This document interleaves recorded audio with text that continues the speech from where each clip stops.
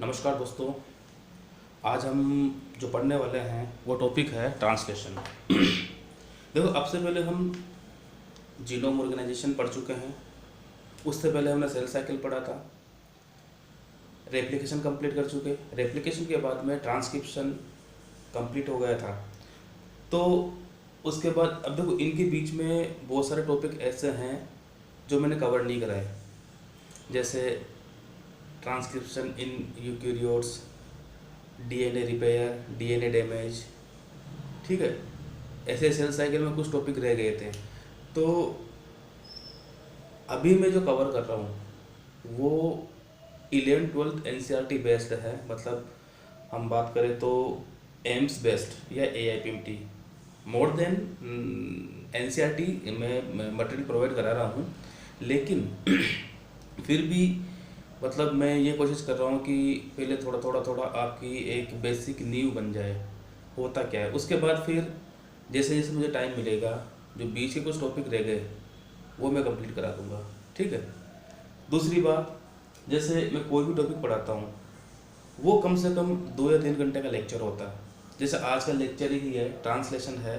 कम से कम इस क्लास को समझाने के लिए कम से कम 2 घंटे चाहिए, और वही मैं टॉपिक 20 से 25 मिनट में पूरा करूँगा।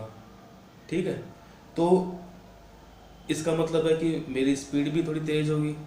ठीक है। और कुछ फैक्ट्स छूट भी सकते हैं, कुछ बेसिक्स भी छूट सकते हैं।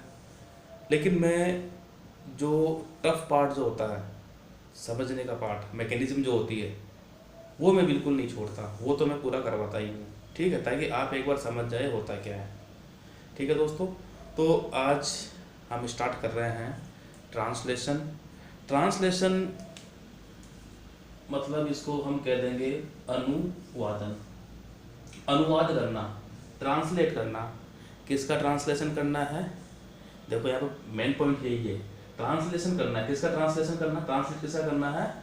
जीनोटाइप जो होता है इसको फिनोटाइप में, मतलब जो जीन प्रारूप है,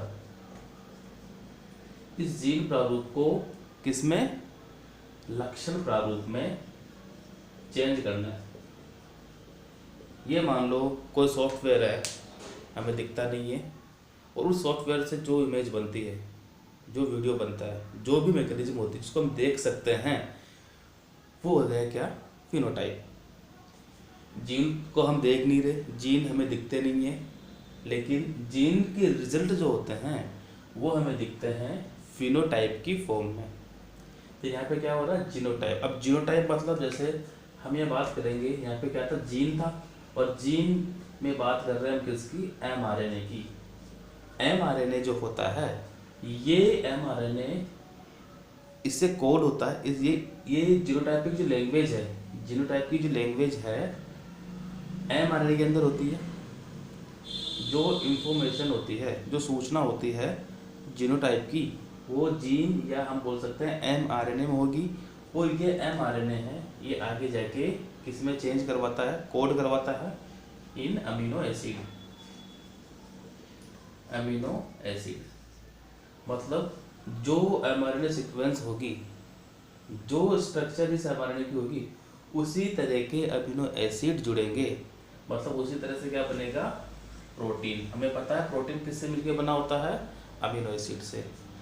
ठीक है। तो मतलब हम अगर डिफाइन करना चाहें ट्रांसलेशन को, तो क्या है? It is a mechanism to translate और synthesis of protein using mRNA और genotype.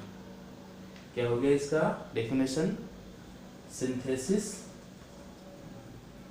Of protein, synthesis of protein using mRNA codes. जो एमआरएनए के अंदर कोड होंगे, उन कोड्स के अनुसार प्रोटीन का सिंथेसिस करना। क्या बोलेंगे इसे हम? ट्रांसलेशन या प्रोटीन सिंथेसिस। बात एक ही है, प्रोटीन का सिंथेसिस या प्रोटीन का संश्लेषण करना। ठीक है। यहाँ तक आपको समझ में आ गया होगा कि ट्रांसलेशन एक्चुअल में होता क्या है। देखो यहाँ पे कोड की जो बात हो रही है वो जेनेटिक कोड होते हैं, उसके लिए मैं अलग से वीडियो बनाऊंगा, ठीक है। इसके बाद नेक्स्ट इज साइट। देखो साइट की बात हो रही है, साइट क्या है इसकी, साइटोप्लाज्म। ये भले प्रोकैरियोटिक हो या यूकैरियोटिक सेल हो, जो ट्रांसलेशन की मेन साइट जो होती है वो क्या होती है, साइटोप्लाज्म होती है, ठीक है। आज हम जो पढ़ रहे हैं वैसे हम पढ़ रहे कह रहे हैं प्रोकैरियोटिक ट्रांसलेशन, ना कि यूकैरियोटिक, क्योंकि प्रोकैरियोटिक थोड़ा इजी भी है, और दूसरी बात जब हम एक बार समझ जाएंगे ट्रांसलेशन होता क्या है तो यूकैरियोटिक और जल्दी से तैयार हो जाएगा। कंपोनेंट्स की बात करें क्या क्या ज़रूरत होती है, देखो हमें चाहिए इसके लिए mRNA चाहिए, mRNA के साथ क्या चाहिए, राइबोसोम चाहिए, राइबोसोम के साथ क्या चाहिए, ATP, GTP, Mg+2 आयंस, ठीक है, एंड अदर प्रोटीन्स, एंजाइम्स। इस तरह से हमें, अच्छा यहाँ पे mRNA के साथ एक पॉइंट और याद रखना, tRNA भी चाहिए जो इम्पोर्टेंट है। mRNA और tRNA दोनों, mRNA और tRNA दोनों चाहिए। राइबोसोम की बात हो गई, तो राइबोसोम किससे बने होते हैं, राइबोसोमल mRNA से, राइबोसोमल RNA से, सॉरी। तो एक तरह से तीनों RNA मिलकर प्रोटीन का सिंथेसिस करेंगे। अब बात कर रहे हैं हम इसकी मैकेनिज्म की। मैकेनिज्म में क्या है, सबसे पहले देखो इसको 4 पार्ट में डिवाइड किया है मैकेनिज्म को, activation, initiation, elongation and termination. Activation मतलब हो गया सक्रियण, सक्रियण मतलब सक्रिय करना, एक्टिव करना। किसको एक्टिव करना, यहाँ पर बात होती है एक्टिवेशन से मतलब क्या है, चार्जिंग ऑफ tRNA, tRNA को चार्ज करना। tRNA चार्ज होने का मतलब क्या है, tRNA चार्ज होने का मतलब है जो tRNA है उसके साथ में जुड़ा हुआ हो क्या, अमीनो एसिड। ये दोनों अगर जुड़े होते हैं एक साथ में उसे बोलते हैं हम क्या, चार्ज tRNA। अगर ये जुड़े हुए हैं तो क्या बोलेंगे, चार्ज। मतलब हमें चार्जिंग करनी है, किसकी चार्जिंग करनी है, tRNA की, ठीक है। वो हो गई क्या, एक्टिवेशन प्रोसेस। अच्छा इसमें थोड़ा और देख लेते हैं कैसे होगा। tRNA जो होता है ये ATP प्लस अमीनो एसिड से मिलके क्या बनाएगा, जैसे मान लो ये मैं इस तरह से बनाता हूँ tRNA, ये tRNA हो गया, इसके 3 कोड हो गए, और यहाँ पे क्या जोड़ दिया हमने, अमीनो एसिड, ये हो गया अमीनो एसिड। रेड कलर में अमीनो एसिड है, बाकी tRNA है ये ब्लैक में। इसके ये क्या है, एंटी कोडोन, ठीक है। जब हम आरएनए की स्ट्रक्चर पढ़ेंगे, या मैं मान के चल रहा हूँ आपने कम से कम एक बार तो पढ़ लिया होगा कि mRNA क्या होता है, rRNA क्या होता है, tRNA क्या होता है, ठीक है। tRNA में वैसे 4 इम्पोर्टेंट पार्ट होते हैं उसके, लेकिन अगर मेन पार्ट की बात करें तो एक होता है एंटीकोडोन, एक होता है क्या, अमीनो एसिड बाइंडिंग साइट, जहाँ पर अमीनो एसिड आके जुड़ता है, ठीक है। तो ये हो गई चार्जिंग। सबसे पहले क्या किया हमने, अमीनो एसिड को tRNA से जोड़ दिया और इसे हमने क्या कर दिया, चार्ज कर दिया। सबसे पहली मैकेनिज्म यही है, चार्जिंग। चार्जिंग के बाद में दूसरा जो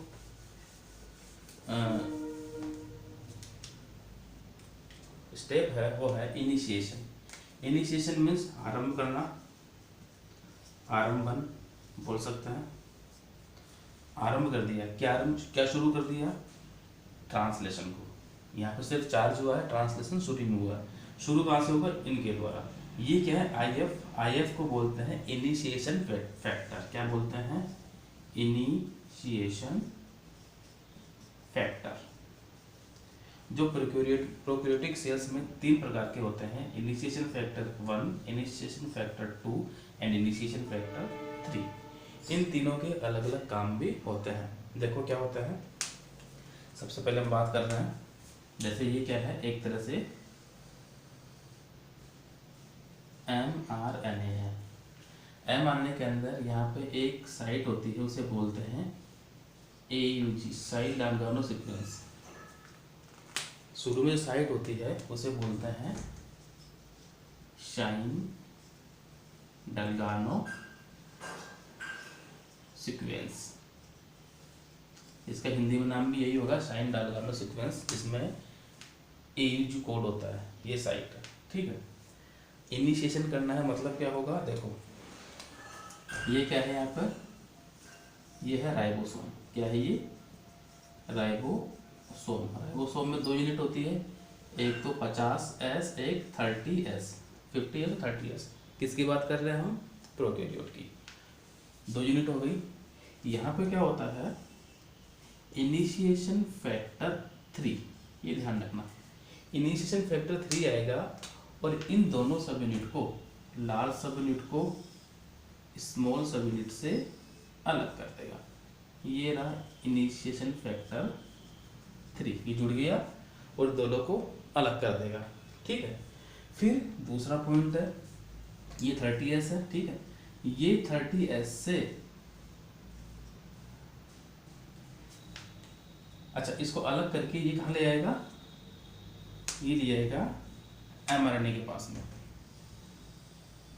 ये mRNA की AUG साइट है। यहाँ पर क्या हो जाएगा, ये 30S सब यूनिट यहाँ पर आके बाइंड हो गई, ठीक है। यहाँ पर 30S सब यूनिट आके बाइंड हो गई, ये IF3 है, ठीक। अब दूसरा पॉइंट, अब क्या होगा इनिशिएशन में, सेकंड पॉइंट IF2 आएगा। IF2 के पास एक्चुअली में क्या होता है, ATP होता है। क्या होता है ये, इसके पास में ये IF2 है, इसके पास ATP होता है। और ये IF2 किससे जुड़ता है, ये जुड़ा होता है tRNA से। ये मतलब IF2 tRNA के साथ जुड़ा हुआ होता है और ये इसको लेके tRNA को, कौन सा tRNA है ये, चार्ज्ड tRNA।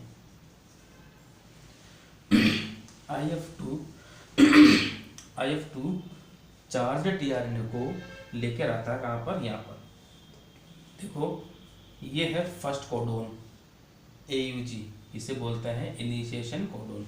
AUG क्या है, ये एक तरह से यहाँ लिख देता हूँ मैं, इसका नाम है क्या, इनिशिएशन कोडोन। मतलब ये जो इनिशिएशन कोडोन है, इसी इनिशिएशन को बोलते हैं क्योंकि ट्रांसलेशन इसी कोड से स्टार्ट होता है। और ये किसको कोड करता है, प्रोकैरियोट में करता है फॉर्मिल मिथ्योनिन को, फॉर्मिल मिथ्योनिन।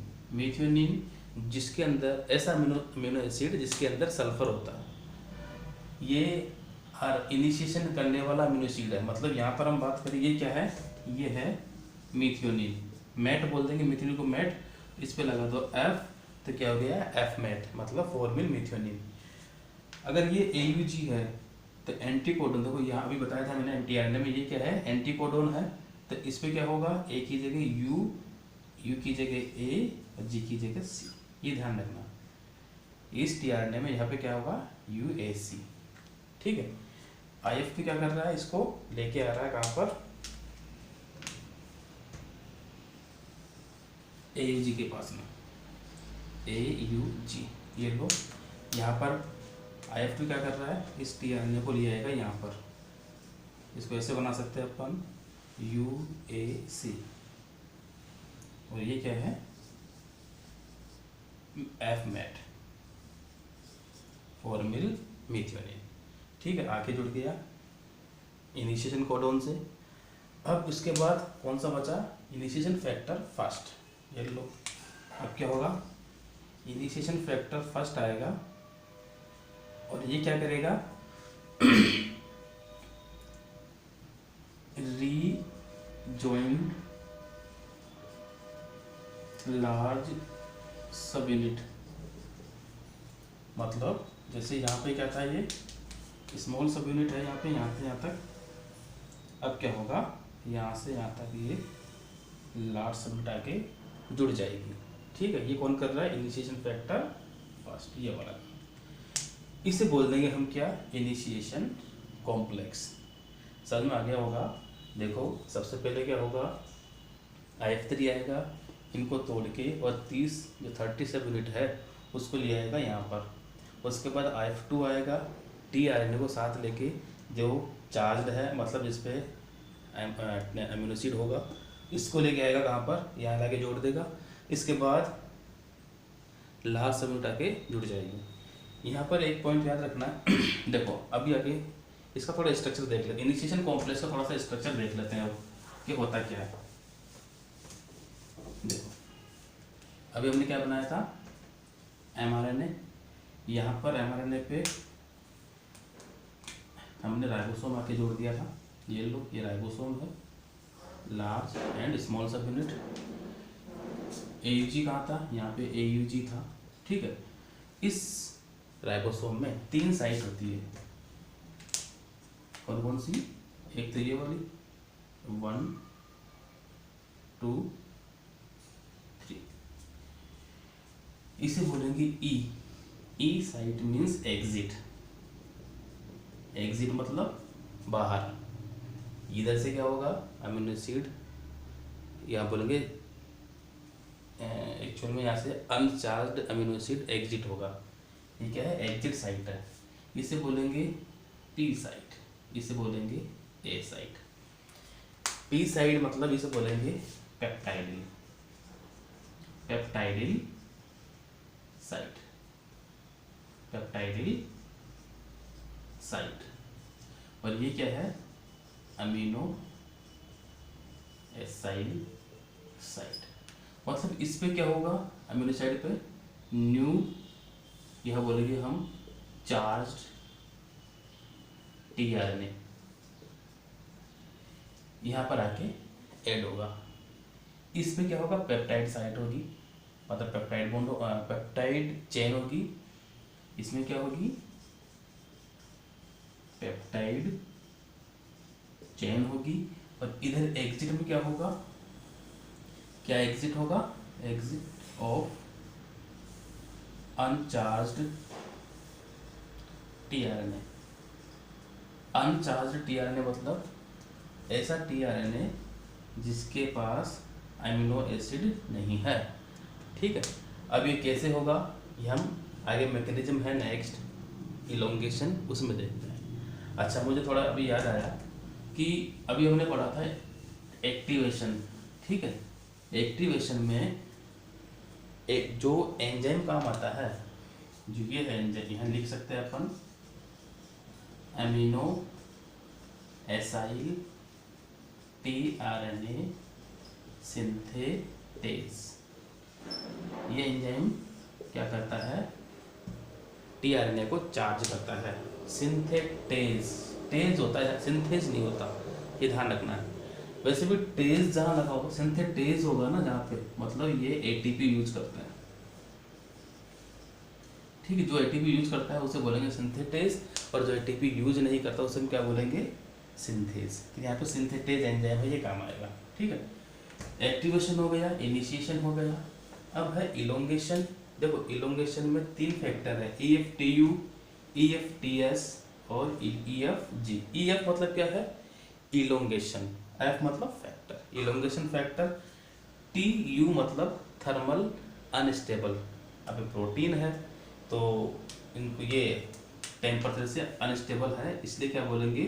Thermal unstable. ठीक है, थर्मल अनस्टेबल। ठीक है, ऐसे ही यहाँ पे ये क्या होगी? थर्मल स्टेबल होगी। EF-G, ये क्या है? इलोंगेशन फैक्टर G, इसको नाम दिया गया है। देखो अब हम बात करते हैं, जैसे इनिशिएशन हो गया था, सपोज यहाँ पे 2 डायग्राम बनाते हैं। एक तो ये जैसे AUG CUA CG AC कुछ भी। ठीक है, ये mRNA है 5 to 3 डायरेक्शन में। यहाँ पे क्या है, कोई सा भी कोड होगा समझो यहाँ पे क्या है, UAA है। ठीक है, अभी पोजीशन क्या थी, अभी ये था कि यहाँ से, सॉरी ये राइबोसोम, ठीक है, यहाँ पर tRNA 1 2 3, यहाँ पे एक अमीनो एसिड था, एफमेट जुड़ गया था, ये थी कौन सी, पी साइट, ये है कौन सी, एस साइट, और यहाँ पे कौन सी, एक ई साइट, ये ई और ये ई। होगा क्या, अब जो नेक्स्ट अमीनो एसिड है वो यहाँ पे आएगा, कौन लाएगा, elongation factor thermal unstable, elongation factor thermal unstable. ठीक है, क्या लाएगा ये, tRNA लाएगा, tRNA के पास क्या होगा, अमीनो एसिड होगा, ये इससे जुड़ा हुआ है ऐसे कैसे, और यहाँ पे क्या है, ATP। ठीक है, एनर्जी सोर्स जरूरी होता है। ठीक है, आगे बात करें, ये चार्ज tRNA है, इलोंगेशन फैक्टर TU इसे लेके आ रहा है। ठीक है, कहाँ लेके आएगा ये, अमीनो एसाइल साइट पे, ये लो, मैं इसको यहीं बनाता हूँ। ठीक है, जैसे ये इसको यहाँ लेके आ रहा है, यहाँ लेके आएगा, तो ये लो इसको लो,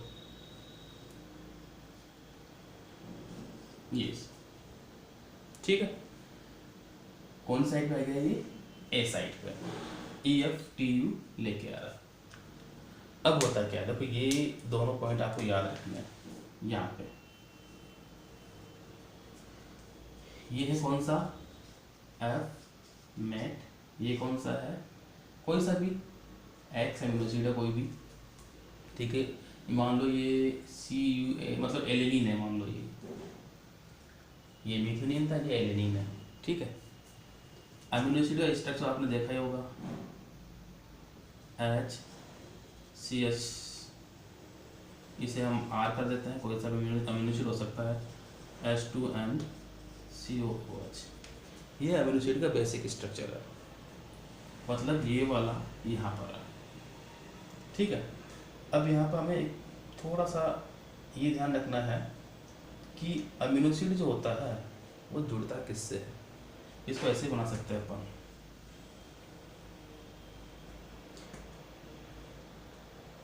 C≡OH,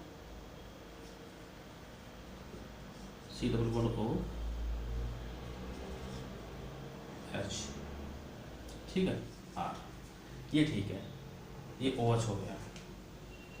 ये जो OH ग्रुप है, ये tRNA एक्चुअल में ऐसा होता है,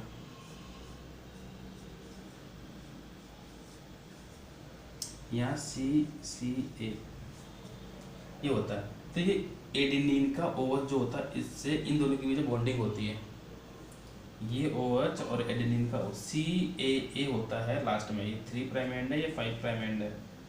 ठीक है, अमीनो एसिड किससे आके जुड़ता है, इससे, मतलब ये जो हम बात करें तो अमीनो एसिड का जो C टर्मिनल एंड है ये आगे जाके जुड़ता है किससे, tRNA से। ये रफ स्ट्रक्चर हो गई इसकी। ठीक है, ये tRNA से कौन सा जुड़ रहा है, C, ना कि NH2। दूसरा अमीनो एसिड भी ऐसा ही होगा, ये देखो H2N, ये इसकी बात हो रही है, मान लो एलेनिन है तो यहाँ पे क्या होगा, HCH3 CA। ठीक है, अब यहाँ पे क्या होता है, C double bond O bond, मतलब COO बॉन्ड है यहाँ पर, ऐसे बना लो, ऐसे बोलो आप, COO। ये जो NH2 है ये इस पर अटैक करेगा। अटैक करने का मतलब क्या है कि ये COO जो ग्रुप है इससे इन दोनों के बीच बॉन्डिंग हो जाएगी, मतलब क्या होगा, ये C था और ये NH2 से बॉन्ड बना रहा है, कौन सा, ये वाला CNH, इसे बोलते हैं क्या, पेप्टाइड बॉन्ड। C और N के बीच में कौन सा बॉन्ड बन रहा है, पेप्टाइड बॉन्ड। जब ये दोनों बॉन्ड बना लेंगे, इसने तो इसका हाथ छोड़ दिया, तो ये क्या हो जाएगा, अलग हो जाएगा, समझ में आई मेरी बात? और ये अमीनो एसिड था, ये किसके ऊपर आ गया, इसके ऊपर। मतलब क्या होगा, अब आप समझ जाना यहाँ से कि ये जो अमीनो एसिड है ये इस पर अटैक करेगा, अटैक करके इससे बॉन्ड बना लेगा। बॉन्ड बना लेगा तो कंडीशन क्या आएगी कि ये अमीनो एसिड इस पे आ जाएगा। ये लो क्या हुआ, जैसे ठीक ये राइबोसोम है, 1 2 3 3 साइड थी, यहाँ कुछ नहीं था, यहाँ पर अमीनो एसिड था। इस अमीनो एसिड का जो टीआरएनए था, इस टीआरएनए का अमीनो एसिड है वो किसके पास आ गया, इसके पास में। ये क्या हो गया, अनचार्ज्ड। अब क्या बोलेंगे इसे हम, अनचार्ज्ड टीआरएनए। इसे क्या बोलेंगे अब, क्योंकि इस पे एक तरह से पेप्टाइड बॉन्ड बन गया। अभी तो 2 अमीनो एसिड है, बाद में धीरे धीरे बढ़ेंगे, इसे बोलेंगे हम एक तरह से पेप्टाइडिल टीआरएनए। इन दोनों के पीछे बॉन्ड है, इसे क्या बोलेंगे, पेप्टाइड बॉन्ड। ये पेप्टाइड बॉन्ड का फॉर्मेशन किसने किया था, यहाँ लिख सकते हैं हम, formed by peptidyl transferase. Enzyme का नाम क्या है, पेप्टाइडिल ट्रांसफरेज। और ये एक्टिविटी किस में होती है, ये लिख सकते हैं प्रेजेंट इन लार्ज सब यूनिट ऑफ राइबोसोम। मतलब ये एंजाइम काम कौन कर रहा है, ये वाली यूनिट जो है ये इस एंजाइम को काम कर रही है। और अगर ज़्यादा क्लियर करना चाहें, इसमें राइबोसोम में भी क्या होता है, आरएनए पार्ट। एक्चुअल में जो एंजाइमेटिक एक्टिविटी, जो एंजाइम जो होता है वो क्या होता है, एक तरह से आरएनए होता है। इसलिए इसे हम क्या बोल सकते हैं, इसे हम कह सकते हैं राइबोजाइम भी कहते हैं।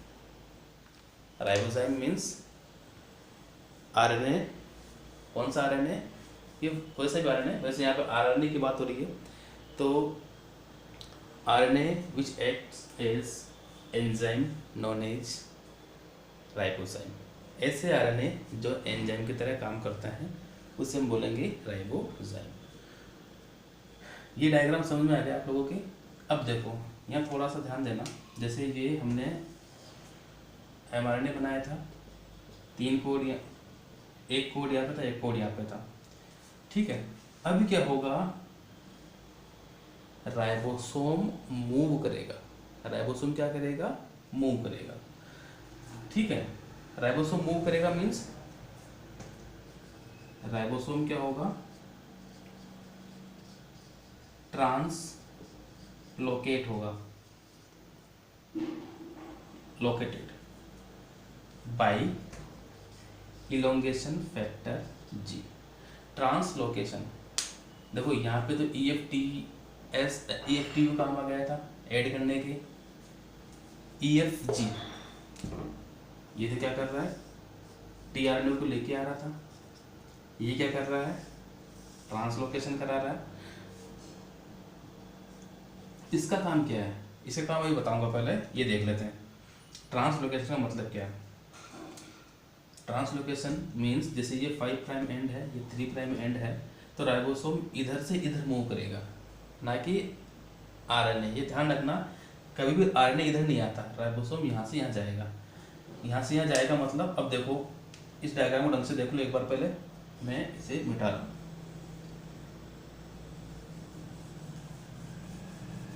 अब देखो ट्रांसलोकेट का मतलब एक स्टेप आगे, 1 2 3, ये नया कोड है। तो राइबोसोम क्या होगा, ये देखो एक स्टेप आगे आ गया, थोड़ा छोटा कर देते हैं इसको। मतलब क्या हुआ, मतलब क्या हुआ, जैसे राइबोसोम यहाँ से यहाँ गया, राइबोसोम यहाँ से एक स्टेप आगे आ गया, तो क्या होगा, ये जो अनचार्ज था वो यहाँ जाएगा, पेप्टाइड था वो यहाँ आ जाएगा, और ये जगह खाली हो जाएगी। कैसे, मतलब देखो इसमें अब देखोगे ये बॉन्ड बन गया, इलोंगेशन फैक्टर जी काम आएगा, ये mRNA यहाँ पर AUG, इस AUG से राइबोसोम, ठीक है, यहाँ पे आ गया, जो अनचार्ज था वो यहाँ आ गया एग्जिट साइड पे। दूसरा कौन सा था, पी साइड पे कौन सा आ गया, 1 2 पेप्टाइडिल साइड पे, और ये कौन सी थी, ए साइड, ये क्या हो गई, वापस खाली हो गई। समझ में आया, जो ही एक स्टेप आगे आया, तो ये तो क्या हो गया, अनचार्ज अमीनो एसिड आ गया इस साइड पे, ये कौन सी है, एग्जिट साइड, ये हो गई पी साइड, ऐसी साइड जिस पर पेप्टाइड चेन हो, ये आ जाएगा, और ये होगी कौन सी, एस साइड, जिस पर नया अमीनो एसिड आके जुड़ेगा, कौन लेके आएगा, EFTU, ठीक है। मतलब अगर हम और आगे चले, ये चलता रहे, ये प्रोसेस चलता रहेगा, खाली हो गया तो फिर नया आएगा, फिर ये चलता रहेगा, ठीक है। जो EFTU था, ये काम करने के बाद ये इनएक्टिव हो जाता है, एक तरह से इनएक्टिव हो जाता है, ठीक है। तो इसको एक्टिव वन करेगा, और इसको ऐसे कर सकता है, ये एक्टिव EFTU, ये क्या है, एक्टिव, मतलब ATP लाना, इसमें ATP नहीं है, इसमें ATP आ गया, कौन लेके आ रहा है, ये ला रहा है EFTS। EFTS क्या करेगा, रीजनरेट करेगा। जो EFTU इनएक्टिव है, इनएक्टिव EFTU को EFTS क्या करेगा, एक्टिव कर देगा, ठीक है। तो चलता रहेगा, ये प्रोसेस चलता रहेगा, ये प्रोसेस चलता रहेगा, और एक टाइम ऐसा आएगा कि यहाँ तक पहुँच जाएगा, राइबोसोम चलकर यहाँ तक आ जाएगा। चलो यहाँ तक पहुँचा देता है। वो क्या था, टर्मिनेशन कोडोन। देखो टर्मिनेशन के 3 ही कोडोन है, UAA, UAG, UGA, ये 3 कोडोन है। इन तीनों में से कहीं पे भी कोई सा भी, जैसे मान लो UAG आ गया, कोई सा भी कोडोन आ गया, तो क्या होगा, ट्रांसलेशन वही खत्म हो जाएगा। कैसे, ये देखो, ये राइबोसोम यहाँ तक पहुँच गया, ये है E side, P side, A side, ठीक है। यहाँ पे अनचार्ज अमीनो एसिड, यहाँ पर पेप्टाइड 1 2 3 4 5, बहुत सारे अमीनो एसिड, एक चेन बन गई। मतलब जितने भी अमीनो कोडोन थे, उन कोडोन के अनुसार क्या बन गई, एक चेन बन गई। ये क्या है, पेप्टाइड चेन। इस पेप्टाइड चेन को हम प्रोटीन कह देते हैं। ये ए साइड है,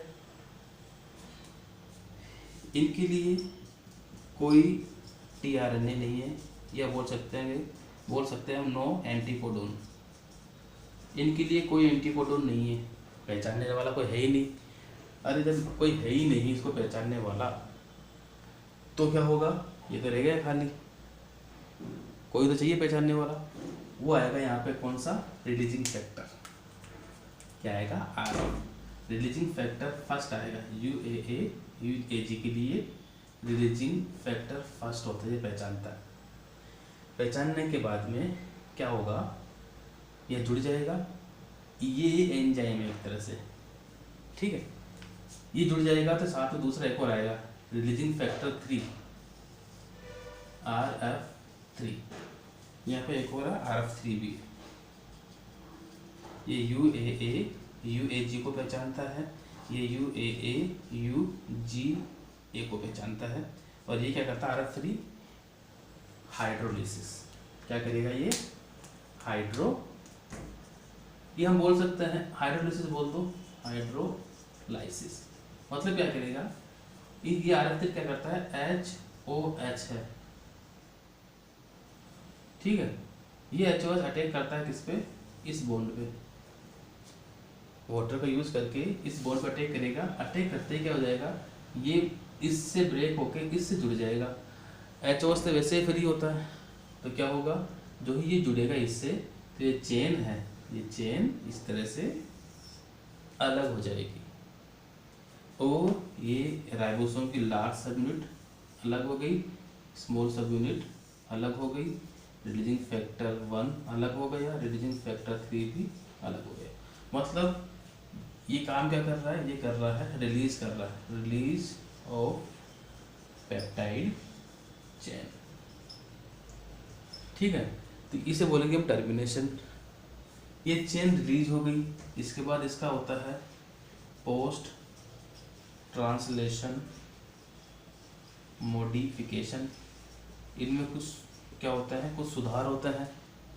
फिर ये सुधार होने के बाद में जैसे स्प्लाइसिंग वगैरह बहुत सारी चीज़ें होती है, बहुत डेप्थ की बातें हैं। आप तो सिर्फ ये ध्यान दो, ये पेप्टाइड चेन है, ये आगे जाके या तो प्राइमरी प्रोटीन बनती है, या सेकेंडरी प्रोटीन बनती है, या टर्सरी बनती है, ठीक है, या किसी अन्य यूनिट के साथ विद अदर सब यूनिट क्या बनाता है, ये क्वाटरनरी प्रोटीन। तो क्योंकि प्रोटीन के टाइप है ये प्रोटीन वाले चैप्टर में पढ़ेंगे हम। तो इस तरह से आज हमने एक जो टॉपिक है जो 2-3 घंटे में 4 घंटे में पूरा होता, आराम से, इसमें बहुत टाइम लगता। इसमें 1 बाय 1 धीरे धीरे पढ़ते हैं तो एक दिन तो जेनेटिक कोड में लग जाता है, फिर बाद में इनिशिएशन कैसे हो, चार्जिंग कैसे हो रही है उसमें पूरी मैकेनिज्म बतानी पड़ती है। उसके बाद इनिशिएशन की पूरी mechanism in prokaryote and eukaryote, उसके बाद इलोंगेशन की पूरी मैकेनिज्म इन प्रोकैरियोट। तो मैंने बहुत जल्दी में मतलब बता दिया है, क्योंकि मैं चाह रहा था कि आप इस वीडियो को 2 या 3-4 बार देखोगे तो तुम्हें पूरी कहानी तो कम से कम समझ में आएगी कि एक्चुअली ट्रांसलेशन होता है क्या है। फिर अपनी बुक से पढ़ोगे तो और अच्छी तरह तैयार हो जाएगा। अच्छा, दिक्कत आ रही है तो कमेंट कर देना। अगर इसके बाद कोई टॉपिक समझना है, मान लो यूकैरियोटिक समझना है तो सर यूकैरियोटिक भी पढ़ाओ, कमेंट कर देना, यूकैरियोटिक तैयार कर देंगे। कम से कम पहले प्रोकैरियोटिक तो समझ में आए जो ईजी है, ठीक है। जैसे मैंने यूकैरियोट में ट्रांसक्रिप्शन नहीं पढ़ाया, मैंने जो पोस्ट ट्रांसक्रिप्शन मैकेनिज्म है वो भी नहीं पढ़ाई है, क्योंकि वो थोड़ी टफ पड़ जाती है, बहुत ज़्यादा टफ पड़ती है। अगर आप मेरे वीडियो को देख रहे हो, समझ में आ रहा है, तो आप कमेंट कर दो कि सर समझ में आ गया है, अब आप इसकी आगे वाली सीरीज, आगे वाला जो चैप्टर है वो तैयार करा दो, तो करवा देंगे, ठीक है दोस्तों। तो आज ट्रांसलेशन जो एक ये माना जाता है कि काफ़ी टफ टॉपिक है, वो मैंने कवर किया है अपने लेवल पे। और इसमें बताने का बहुत कुछ था, बहुत ज़्यादा और बताने का था, लेकिन क्योंकि 11th-12th लेवल पे तो इतना कुछ आता है नहीं। स्कूल कॉलेज लेक्चरर में थोड़ा डिटेल चाहिए, नेट JRF में तो बहुत ज़्यादा चाहिए। तो अगर कमेंट आते हैं तो बना दूंगा, नहीं तो 11th-12th के हिसाब से तो बहुत ज़्यादा आइए, ठीक है। तो प्लीज़ मेरे वीडियो को लाइक करना, शेयर करना, सब्सक्राइब ज़रूर करना। अगर 1-2 लोगों को मेरे वीडियो से फ़ायदा पहुंच रहा है तो मुझे बहुत खुशी होगी, ठीक है दोस्तों। धन्यवाद, जय हिंद।